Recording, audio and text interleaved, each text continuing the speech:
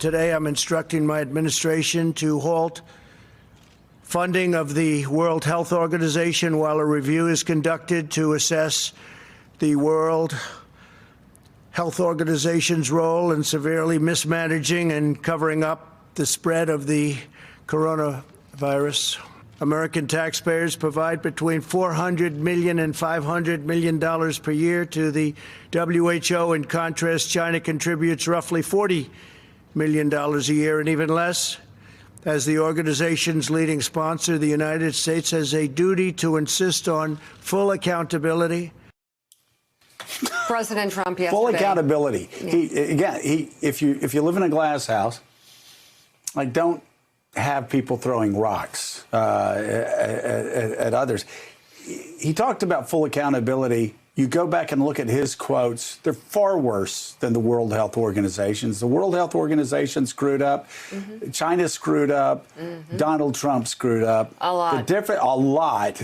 A lot. The difference is Americans really have one vote this fall, and it's for one of those three people who really are organizations or countries who really botched this. So to be clear, the World Health Organization does own a number of significant failures in the coronavirus pandemic. For example, back on December 31st, Taiwanese officials warned the WHO they had seen evidence that the virus could be transmitted human to human, but said its concerns were not passed on to other countries. By the way, World Health Organization officials wouldn't even talk about Taiwan in interviews, despite the fact they were passing along that warning. On January 14th, WHO tweeted, preliminary investigations conducted by the Chinese authorities have found no clear evidence of human-to-human transmission. The agency took another week to reverse that information. Yeah, but what about Donald Trump during that same time? The Trump administration said they were working closely with China and that everything was under control. Now we're working very strongly with China on the coronavirus. That's a new thing that a lot of people are talking about. Hopefully it won't be as bad as some people think it could be, but we're working very closely with them and with a lot of other people in a lot of other countries, and we think we have it very well under control. The Chinese government was still lying to us and Donald Trump. And here's the thing. Donald Trump's own administration knew they had been lying to him and knew they weren't working with us the way our scientists and doctors needed them to when he was going out lying to the American people about China. On January 22nd, a WHO emergency committee debated whether to declare COVID-19 a public health emergency of international concern. At that point, the virus had already spread to several countries. Critics argue making such a declaration would have better prepared the world. Well, what did Donald Trump do, though?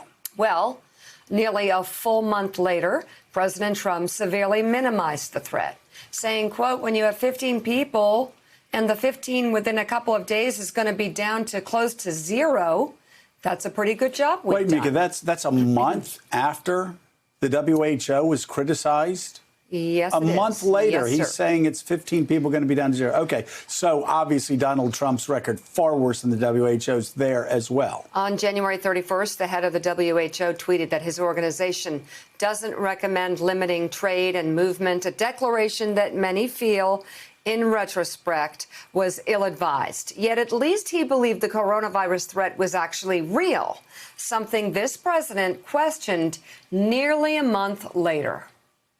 This is their new hoax. But, you know, we did something that's been pretty amazing. We're 15 people in this massive country. And because of the fact that we went early, we could have had a lot more than that. 15, he says it's going to be down to zero. He was saying that back in February. He also said that it was going to magically go away. Don't worry about it. Everything's under control. It's going to magically go away in April. Here we are in April. 30,000 Americans have died from it. More Americans have died of this epidemic than died at 9/11. We're at 30,000 that died in both Iraq wars, that died in the Afghanistan war. And Donald Trump was guaranteeing in February that there was nothing to worry about. It would magically go away in April. And yet, in New York City alone, 10,000 deaths. That's more than 9/11, both Iraq wars and Afghanistan. Now, the WHO also did a number of things right. For instance, on February 6th, the organization shipped 250,000 tests worldwide. Yet 1 month later, President Trump made this now infamous false statement about the number of tests available in the U.S. Anybody right now and yesterday, anybody that needs a test gets a test. They're there. They have the tests. And the tests are beautiful. Anybody that needs a test gets a test. And I like this stuff. You know, my uncle, he's a great person. He was at MIT. He taught at MIT for, I think, like a record number of years. He was a great super genius, Dr. John Trump. I like this stuff. I really get it. People are surprised that I understand it. Every one of these doctors said, how do you know so much about this? Maybe I have a natural ability. Maybe I should have done that instead of running for president. It's all lies. There's so much wrong with that. Has anybody ever been more ill-equipped to be president of the United States? Don't answer. It's a rhetorical question. Well, and if lying about everybody wanting a test can get a test March 6th. No, they can't even in his home county.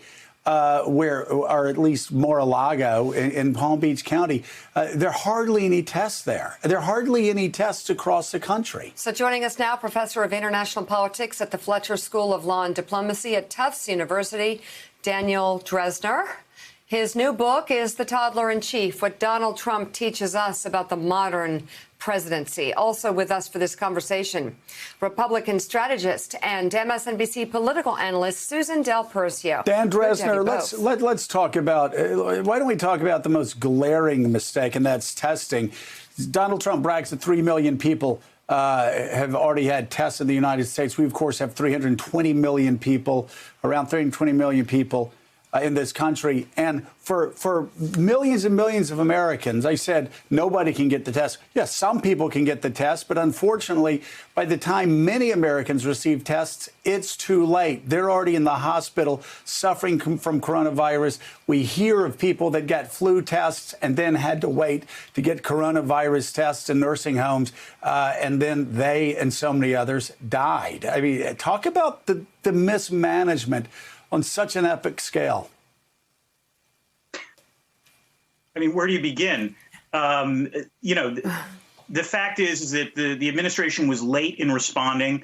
And even when they did decide to respond, even when Trump started taking this seriously, think about the press conference where he declared a national emergency, which was a month and a day ago, I believe, in which he promised there would be drive-through testing. He promised that Google was going to set up a website that would facilitate, people to be able to go to tests. He made one of any number of promises about public-private partnerships during that press conference, none of which have come to fruition. And so, as a result, the most frustrating thing about this is that we are operating without any, or without really reliable data. And for all the talk about trying to reopen the economy come May 1st, the only way you're going to be able to do that without immediately triggering a second wave of infections is by having, quick and accurate testing that's relatively plentiful. And we're not there. We're not even remotely there. And Willie, every single scientist and Dr. Gottlieb, everybody says the same thing. Without widespread testing and tracing, we can't fully reopen the economy until a vaccine. And there's no national plan to have widespread testing. Remember, a few weeks ago, the president famously said, what do you want the federal government to do, stand on the street corner handing out tests? Well, you could have a plan for the country, for one thing. And Susan Del Percio, where you're sitting in New York City yesterday, the mayor announced that New York will make its own tests in the absence of a national plan and a national program. It said it looked around the world. This is what governors have been doing now for several weeks, shopping the world, trying to find, equipment, protective equipment, but also testing. So they've turned to a company in New York City and Carmel, Indiana, that's going to give them 100,000 tests a week. But also, beginning in May, New York City will make its own tests because there is no national movement to test everyone. And it's interesting, in response to that, Governor Cuomo was asked in his briefing, why isn't New York State doing that? And Governor Cuomo gave a very interesting response. When it came to the tests themselves, he said, we're going to see the same problem that we did with PPE. They're going to make contracts with municipalities and states, and then they're going to have a bidding war.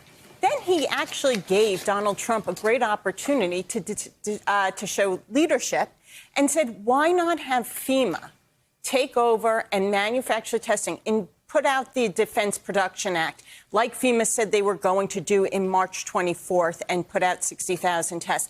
Have the federal government be responsible.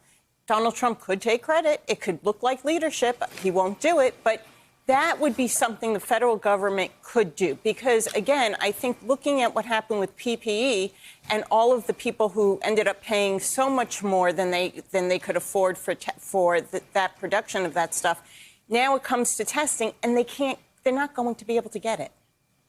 Well, and because Donald Trump's administration failed so miserably in testing from the very start, the FDA was forced to throw open, I think it was February 29th, testing to private companies. And now they're complaining, many in the government complaining, that a large percentage of these tests are garbage. They're coming back with false positives, false negatives. And so that's why we're getting reports that people may be getting this twice. Hey, Dan Dresner, let's talk about your book, Toddler in Chief. Most important, obviously, that started on a Twitter feed that all of us have enjoyed since 2017. But the subtitle is what intrigues me the most, because it's what we need to learn from this terrible 4 years. What has Donald Trump taught us about the modern presidency, and what reforms do we have to put in place moving forward, whether we have a Democratic or Republican president? Because it seems to me our system relies far too much on the goodwill and the good intentions of the president of the United States, whoever he or she may be. Right, that's correct. I mean, the deeper story here, I mean, this book has two arguments. The first is that Donald Trump acts like a toddler, and there's a bounty of evidence for that, and you can read the book for more on this. The deeper argument is that this is a much bigger problem than it would have been, say, 50 years ago, because essentially all of the checks and balances that were traditionally placed on the president in the form of constitutional checks from the Congress and the judiciary, to checks in terms of the bureaucracy, in terms of statutes that limit what the president can do, to more informal things, norms of presidential behavior that we would expect, have all eroded badly. And a lot of them eroded prior to Donald Trump getting elected. Essentially, polarization in our country rendered Congress incapable of doing a lot of its functions. And so over a long period of time, Congress began delegating more and more authority to the president. And in some instances, presidents from both parties just simply took that authority because they knew that a divided Congress wouldn't be able to take it back. And essentially, this was all done because it was thought that essentially the president would be the last adult in Washington, D.C. And then we elected Donald Trump. So the thing we have to realize is that the presidency needs to be childproof. You don't want to completely strip the executive of its power. Obviously, if anything else, this crisis teaches us that occasionally we do need a strong executive. But you also want to make it clear that a president who acts in an incredibly immature way should, in fact, be constrained, not just by Congress, not just by the Supreme Court, but also by things like civil service rules or the military justice system or what have you. You need to simultaneously restore congressional control and oversight over the executive branch. We also need, frankly, to rebuild norms. We need to make it a taboo for the president to interfere in the military justice system. We need to make it a taboo for the president to fire inspectors general without cause. And presidents need to pay a price for that. And so as a result, the best way to restore some of these checks is for Donald Trump to lose in November 2020. So, Dan, this is an extraordinarily important conversation that complicated. I want to continue. We're up against a hard break right now. But I know you had a long commute to the studio this morning. I'm wondering if you can take that long commute tomorrow and if we can have you back and have a panel talk about this, because we have to talk about where we go from here. after Donald Trump. The book is The Toddler in Chief, What Donald Trump Teaches Us About the Modern Presidency. Daniel Drezner, thank you very much for coming on this morning. Hope to see you tomorrow. And coming up, Joe Biden just picked up some serious firepower with the endorsement of his former boss. We'll talk to longtime Obama advisor Valerie Jarrett next on Morning Joe. Thanks for checking out MSNBC on YouTube, and make sure you subscribe to stay up to date on the day's biggest stories. And you can click on any of the videos around us to watch more from Morning Joe and MSNBC. Thanks so much for watching.